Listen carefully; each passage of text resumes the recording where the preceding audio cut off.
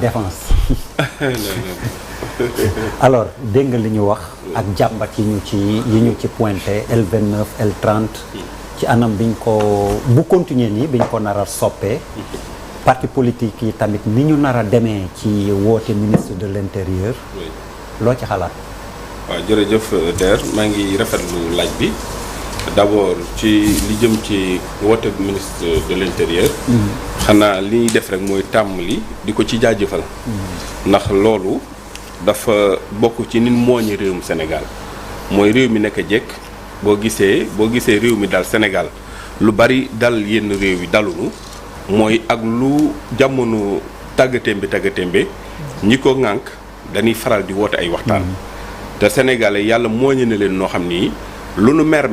ak lu nu jàpp-jàpp bu nu toogee ci ab géew mën nañu gindi konte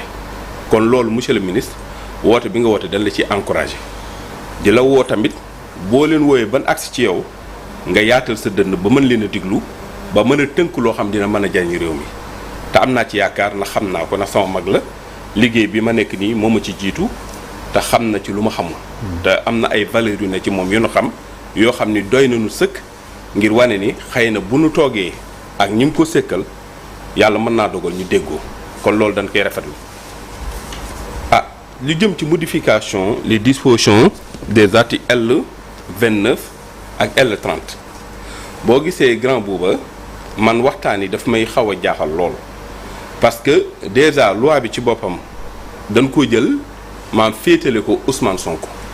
mel ni maanaam danoo jël maanaam mbubb moo xam ne nii dañ koo jekkal ba mu jekk rek ñu solo ko ni loi bi looloo ko tax a jóg mais dama bëgg mu leer fii et je défie n'importe qui que ni fii ñu toll ci réewum Sénégal fii laa wax ci jamono ji ñu toll nii grand bouba amul lenn loo xam ni loi bi concerne kii di le président Ousmane Sonko loolu dama bëgg mu leer parce que manipulation bi daf ci bari parce que Sénégal mooy dëkk boo xam ni bu daru jibee rek da ngay gis ñu am kun ko askanale ne lii moo ko tax a jóg te une loi sama grand wax na ko léegi nee na loi bi c'est d'ordre général et impersonnel loolu mooy li caractériser la loi au Sénégal kon grand malal bu ñu waxee ni maanaam loi boobu dañ ko taaye pour Ousmane Sonko waaye yaa xayti li ñu war a def kay mooy weddi wax jooju wax ne ni Ousmane Sonko ndax bokkul woon ci élection présidentielle yi ñu génn waaw wala déet demoon na voté ji kon cela veut dire que moom mi ngi ci liste électorale yi élection législative yi ñu génn dirigé wul woon maanaam liste demul woon voté ji ankay cela veut dire quoi que ni Ousmane Sonko loi bi ak maanaam son éligibilité laaliwul d'ailleurs pour preuve man je salue votre honnêteté intellectuelle parce que sànq nii sama mag nga wax na sànq nii bi nu demee di waxtaan ci wàllu woowu ana lan mooy ndeyu waa Pastef ni leen ñoom nunguwun ci modification bi mais bu fekkoon am na lu ñuy ragal kon den ko ca sensé lañ koy nungu yaa woote waxtaan ñëpp teew ña nga woo waxtaan ni la ñun dañoo bëgg ñu modifier les dispositions de des articles L29 et L30 nga ni yow mi xam ni yow mi ñu jàpp ni yow da ngaa inéligible nga ni loolu kenn du ko laal kon yow ragaloo loolu dama bëgg ñu waxtaan rek ci xam-xam ak ci la réalité telle qu'elle est mooy Ousmane Sonko na Sénégal yëpp xam ni fii ci réewum Sénégal ku ko mën a tee bokk ci élection yi ñu jëm ba fii ñu wax yow amu fi parce que c'est un citoyen sénégalais éligible boo xam ni dem ci élection législative récemment jiite ko gagné dem assemblée ñi def ko député mu démissionné nekk premier ministre kooku kan moo taxaw di wax ni ab loi lañ koy mais bu fekkee demee na noonu grandeur loi bi nañ ko suspendre ba élection yi jeex élection yi jëm ñu xool ndax moom dina bokk wala du bokk Pastef n'a pas demandé cette loi pour maanaam Ousmane Sonko loolu taxu koo jóg li wóor demal ci exposé des motifs xam nga ñun maanaam les sachants du droit bu ñuy lire en fait maanaam loi dañuy dem ci li ñuy wax l'exposé des motifs grand bouba exposé des motifs gis nga bu coow amee foofu ngay dellu lu ci am mooy sabab lan moo sabab ñu bëgg a soppi loi bi lu ko sabab ñaar wax ñu ko waaw dañu wax ni ci réewum Sénégal te grand bi sax wax na ko léegi ni dafa am loo xam moom ci boppam d'accordu ci parce que am na ci loi yoom c'est des lois liberticide parce que da nga koy def ngir mel ni daa am ñu tax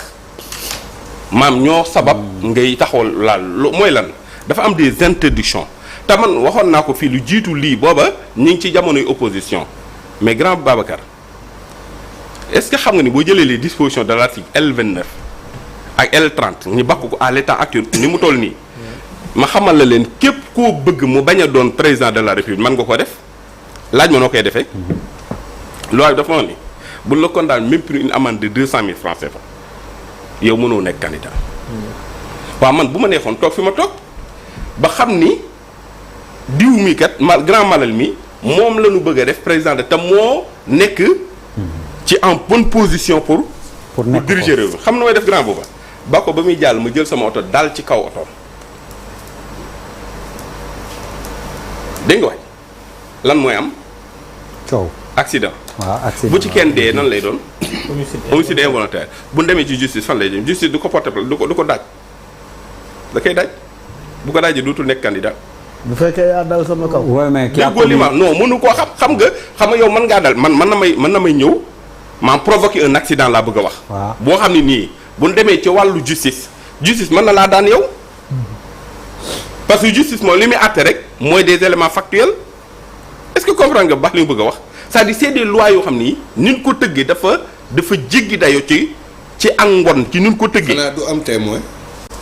non attendez xam nga juge xam nga la loi xam nga ñun dama bëgg ñu déggoo tuuti xam nga la vérité judiciaire dafa wuute ak la vérité telle qu'elle est. Point. La justice li nit ñi xamul mooy juge ba bay mbir ya di xew moom fekkewul ay éléments de preuve lañ koy indil ci lay sukkandiku ngir àtte moo tax ma ni maanaam loi yi tax mu garaaw mooy am na cas yoo xam mënees naa am exclure ay doomu aadama ci loo xam ne nii maam juumte mën na ci am kon li gën kay kon fekkee ñu ñëpp wax nañ ni loi bi baaxul ñu soppi ko ngir fexe ay sénégalais yoo xam te kat ma leeral la grand buuba mooy ñi xam ni tey jii yoon da leen a tënk ba mënunoo bokk ci ay élections yi ñu jëm mais grand Babacar boo ko dindee ci askanu politique bi mais kenn desatu fa. ñoom rek la. ah mais dama ni. waaw dama ni loi bi ni mel nii loi bi ni mel nii ni ko tëggee. li ci ëpp quoi bu fekkee dañ koo bàyyi ni mu mel kenn modifié wu ko am na ci ñoo xam ni jërul ñuy dem ci élection parce que duñ dem te ñi ci ëpp mooy ñi ŋànk actuellement opposition Sénégal nan waxante dëgg taw Sénégal yi dëgg. le devoir d'exemplarité et la morale. loolu dañ ci àgg bàyyi ma développé tuuti dama wax ni maanaam pencum Sénégal ñi xam ne ñoo ŋànk opposition bi buñ leen seetee kan la ñi ci ëpp doole laa wax tan yaakaar ci ñoom kaay citeel Karim est-ce que wax moom mu cité Karim non man du ma cité moom mooy. waaw defal naa ko rek man ñibbe naa li may wax man damay wax ca biir laay jaar dama ni Karim ca la bokk Karim Wade. waaw Khalifa Sall ca la bokk. waaw Barthélémy Dias ca la bokk du xaaj maanaam ñunu njort nit ñi war noo mën a nekk ay candidat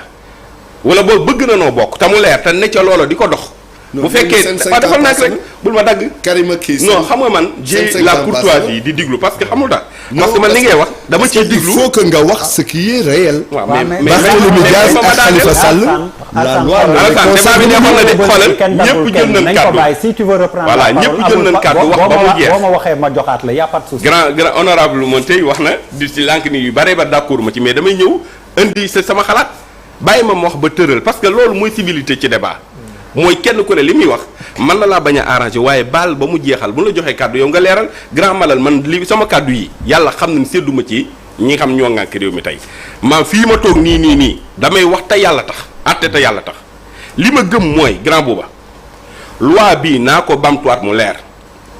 loi bi Ousmane Sonko taxu koo jóg parce que Ousmane Sonko son éligibilité ne souffre d'aucune contestation d'aucune et je défie n'importe quel juriste fii ñu toll nii Ousmane Sonko amul lu ko tee nekk candidat ci élection yi ñu jëm dama ni preuve bi gën a néew ki xam ne jàngul droit naa sans pourtant dugg sur des débats techniques au plan technique. lu tax mu dugaloon rabat d'arrêt. non loolu rabat d'arrêt du dara xoolal rabat d'arrêt. rabat d'arrêt bi empêché wu ko rabat d'arrêt bi xamul maanaam teewu ko woon a nekk candidat même bu ko confirmé woon moom lay dimbali waaye yàqulu ko dara xoolal la procédure même de révision bii may wax ak yow nii. mu jàll ak mu ñàkk a jàll ñoo yem ci moom. pourquoi à la présidence. mais c'est un droit xam nga une question. pourquoi quand les parlementaires sont allés rencontrer le président. ils ont posé le débat sur la participation de Ousmane Sonko à la présidentielle. Mais parce que tout simplement c'est pas des sachants. Xam nga ñun ñooy c'est des non attendez ce sont ces parlementaires qui ont introduit la loi. mais c'est pas des sachants. non, Kaay defal naa tuuti rek. alors kii non kaay defal naa ñun waaye mais ñu taxaw foofu. quand des non sachants nag proposent des lois.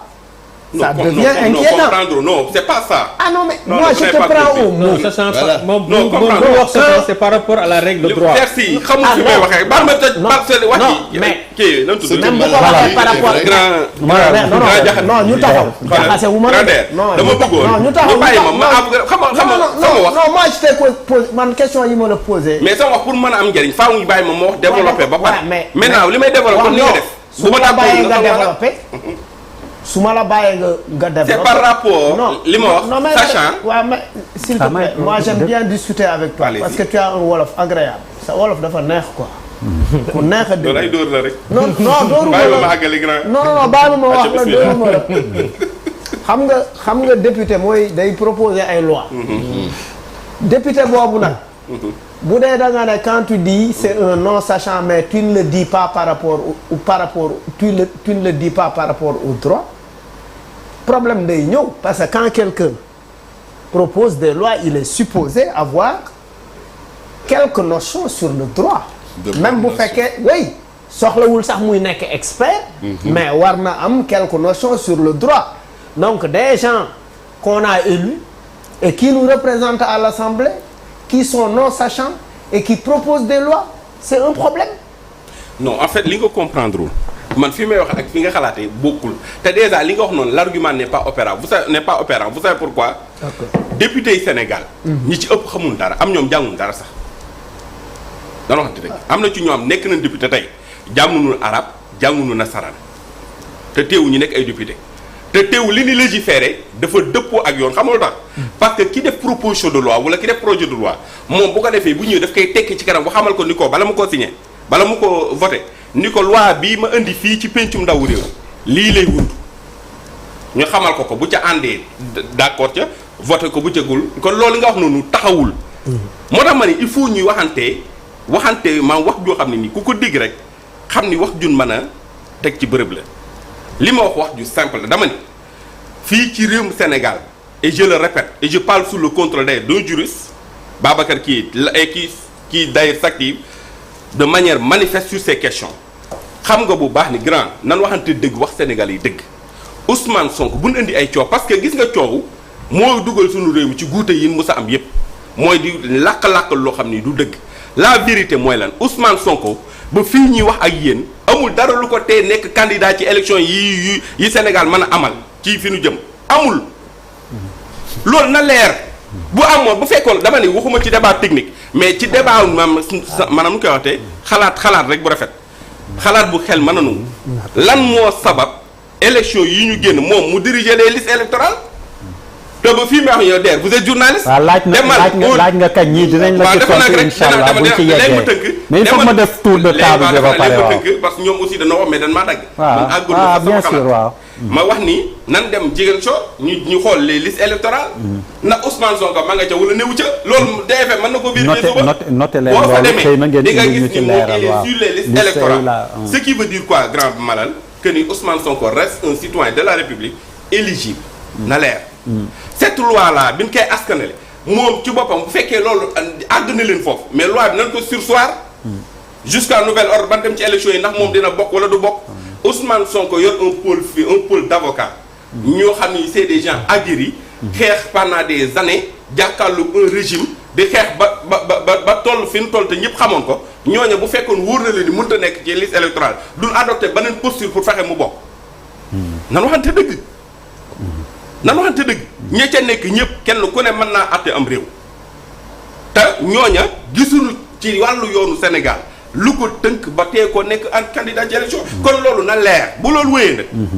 loi bi xam ni moom lañu wote sabab ba daf ni ci réewum Sénégal gis nañ ni am na ñenn ñoo xam ne nii dañu am li leen frappé grand booba mooy des cas d'inéligibilité mooy bu ñu bàyyee ci maanaam loi bi ni mu tëdd nii ñii ñu tëdd nii bàyyi ko nii am na ci ñu bari ci ñoo xam ñi ngi dagaan baatu askan wi duñu bokk ma cité ci 5 ay nit ni ñooñu buñ soppiwul li fi ne ñooñu élection du ñu ñëw duñ mën a bokk te loolu jeu démocratique nungu ko àdduna moo wees waaw bu la neexee àdduna moo wees grand booba fu ñuy toll dem ci bëre ñu ni man kii lay bëreel bëre bi képp maanaam bu làmb ji sàjjee ku mën a léewtoo dal laa war a bàyyi nga léewtoo man loolu laa gëm man grand Babacar gëm ma exclusion xoolal moo xam Karim Wade la moo xam Barthélemy Diaz la moo xam ku mën a doon ñooñu ñëpp man li ma gëm mooy dañ leen a war a bàyyi ñu bokk ci élection yi xam ne moom la ñu dëdmal bu ca demee Sénégalais ñoom ñooy tànn Sénégalais ku ñu doyloo ñu jiital la man de personnellement Ousmane Sonko mi xam ne xam naa ko ak Bassirou Diomaye Diakhar Faye mi xam ne xam naa leen te miim leen yëg naa ni ñooñu du ñooy empêcher un Sénégalais mu nekk candidat ci ay élection kon bu fekkee loolu sama mag di honorable député Montey wax na léegi ni moom loi boobu sax daf ko jàppee comme une loi extrêmement grave mooy les dispositions de L29 et de L30 mais loolu grand bu ne yaa xayti na ko dindi ci sunu dispositif ñëpp dañ ko war a d'accord te d'ailleurs fi may terminer man jàpp naa ni nan dalal seen xel ñoom la woon ni na gis nga ñi fi nekk nii du ñoom ñoo fi ne def ay calcul pour ku war a bokk ku warta bokk gis nga débat bi ngeen di amal ak le premier ministre le ministre de l'intérieur man gëm naa ni bu ngeen demee yéen la ngeen bëgg moom lay doxal te la ngeen bëgg mooy dëppoo ak intérêt réewum Sénégal la may ñaan rek mooy ñay dem kenn ku ne booy dem jiitalal Sénégal boo jiitalee Sénégal ba ñuy jiital sa yi fi bopp maanaam am naa yàqin ni la ngeen bëgg a tënk lépp pour réew mi jëm ca kanam grand booba ministre bi dina ci d'accord den ko tënk ba pare réew mi mën a dem ci kanam wees nañ loolu da grand man c'est une occasion ma sant féliciter la aussi parce que ñun ba da nekkee xale ba léegi aussi ci ñu lay suivre lan bokk débat yi ay yaanaamaar ak yooyu maanaam képp koo xam ne ndaw réew mi nga maanaam amoo ca looy xebeb xamoo tax parce que combat yi ni mën a yëpp c'est des combats en fait civiques te loolu yu ci bari bokk ci loolu xalaat sama xalaatu bopp la mais gëm nañ ni ma woote yooyu ngeen di woote man bu ngeen wootee damay ñëw seen ndaje boobu man damay ñëw teew parce que la ngeen fay tënk yéen la ngeen fay tënk loola njariñ la man bu ma ko jotee dinaa ko dëgtal sama kilifa bu fekkee ci wàllu politique bu fekkee moom àggul ci noppam tal jàpp naa ni loola luy jëriñ réewum Sénégal certains acteurs de la yow la wax li mu wax c'est que naar dafa aay loolu dóor na de naar dafa aay non daf ko pommade la ko dóor diw ci bu aay naar dafa aay man il est bon ci bu aay c'est agréable la naar de dégg kon naar xamal leen suñu mbir moom walub dëggëj la dina mokk te kenn du dégg kan dafa aay ngara boobu mën na koo teg il est bon mu ne dëggëj la dina mokk te kenn du dégg kan kenn du dégg kan xam nga dañuy poser ay quelques questions pour affaire bi gën a man c'est sous forme de questionnement comme tu as fait d'abord à la veille du dialogue national le 28 mai 2025 Ousmane Sonko le Premier ministre a déclaré que le Sénégal n'avait pas de problème politique. Ses problèmes étaient économiques. Et dans ce dialogue dañuy constater rek le article L29 et L30 faisaient partie des points du dialogue national. ak article 80 aussi. ak article 80. sur ces articles ci yooyu point boobu biñ ci waree discuter c'était le statu quo de la part de ceux qui étaient venus représenter le pouvoir loolu aussi mën nañ ci am analyse mais ci période boobu aussi la ñu jëlee Barthélémy Diaz fi mu nekk ci période boobu aussi la ñu introduire un rabat d'arrêt espérant que le juge ou bien les magistrats allaient revenir sur leur décision far demewul noonu te loolu dafa constituer à alimenter une tension dans l'espace politique ñu nekk ci dina bokk wala du bokk parce que le fait que ñuy dugal rabat d'arrêt c'est pour un objectif très précis on ne duma dem dugal rabat d'arrêt fekk awma ci objectif et le débat même day bokk di bokk du bokk ça n'a pas été soulevé par les partis politiques d'opposition ça a été soulevé à l'intérieur de PASTEF ça il faut le dire c'est pas l'opposition qui a soulevé ce débat-là moi je parle en tant que observateur ça c'est important sànq da nga ne vous êtes entouré d'avocats qui étudient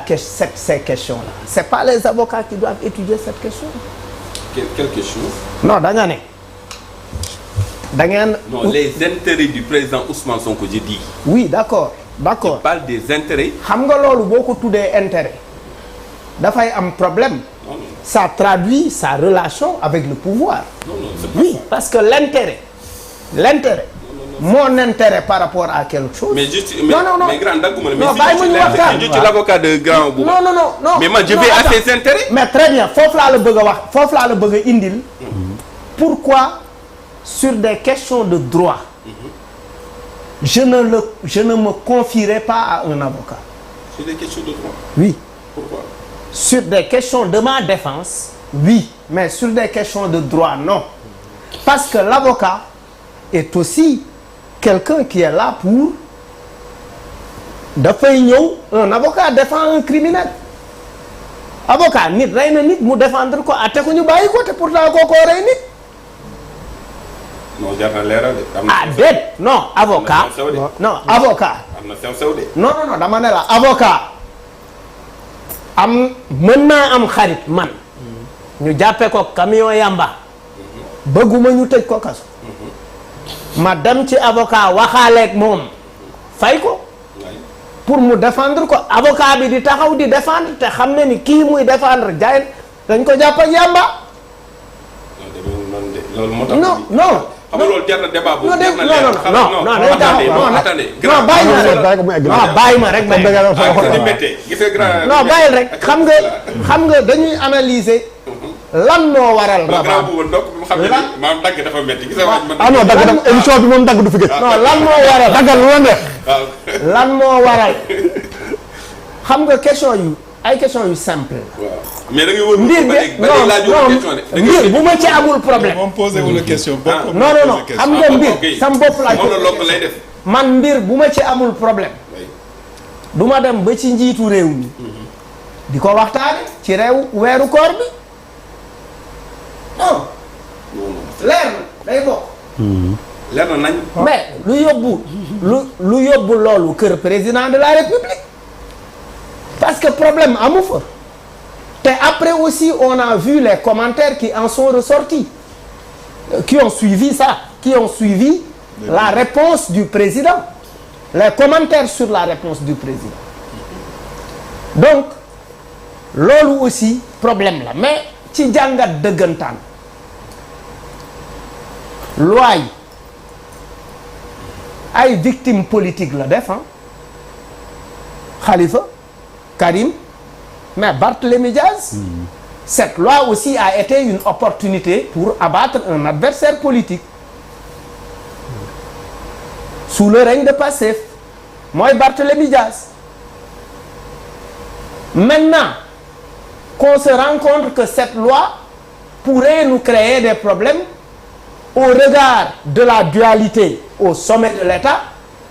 on se dit prenons nos dispositions. Non, c'est pas ça. Et appuyons-nous sur notre appareil notre force elle est parlementaire. mais c'est ça le problème. waaw mais bàyyi ko mu oui c'est dire que notre force non may ma rek notre force elle est parlementaire. On a la majorité. Pourquoi on n'attend pas par élégance républicaine que les conclusions du dialogue que ça parte des conclusions du dialogue et non des parlementaires. mais Babacar je suis d'accord moo dama ne suspendons cette loi. non pour xam. non dama ne. non xam et dans les dispositions. en fait d'exiger que la suspension. ok jusqu'à nouvel ordre. et puis yii dañ koy waxtaanee ci taxaw saytu bi de. yow dañ lay woo de. damay ñëw nee na man lay woo de. woo ma danaa teew taxaw saytu bi c'est les 24 et 25. il fait la publicité en même temps. Bouba les acteurs de la pêche am na ci biir nee na Malal les acteurs de la pêche nee nañ nga woo je suis pas police je suis pas police loin de là mais dama bëggoon voilà am na biir message est passé concret c'est-à-dire non may ma la bàyyi nga waaw mais bàyyi ko mu terminer tamit. non bàyyi mu daaneel. waaw mais bàyyi ko mu daaneel tamit. monologue mooy waaw mais temps de parole am il est intelligent xoolal ma rek Sénégal yi defal naa ko rek xoolal yaa ngi koy def bàyyi ko mu yeggale xam na fa mu jëm xoolal non même pas. waaw may ma tuuti rek mais ñun ñoo bëgg a wax met après nga jël. non li nga doon reproché Alsane li ma la wax dama bëgg xam ni méttee ci man bi ñu koy def li ma lay wax mooy il faut que politique yi bàyyi di jouer ak askan yi chaque parti politique une fois au pouvoir conçoit des lois personnelles alors que les lois doivent être impersonnelles. On crée des lois pour faire disparaître des opposants, pour faire disparaître des menaces politiques. Ñi nga xamante ne jàpp nañ ni dañuy constituer une menace politique. On l'a vu sous tous les régimes. Pour man nag aujourd'hui qu'on a l'opportunité d'avoir des jeunes au pouvoir, pour man c'est une belle opportunité. Donc on ne doit pas être gouverné comme Diouf ni mu ñu doon gouverner wala comme Senghor ni mu ñu doon gouverner parce que jamono day dox. Il faut que politique yi bàyyi di jël suñu constitution wala di jël suñuy loi di ci def ay règlement de compte parce que la constitution c'est pour le peuple, c'est pas pour les partis politiques. Merci beaucoup Bouba.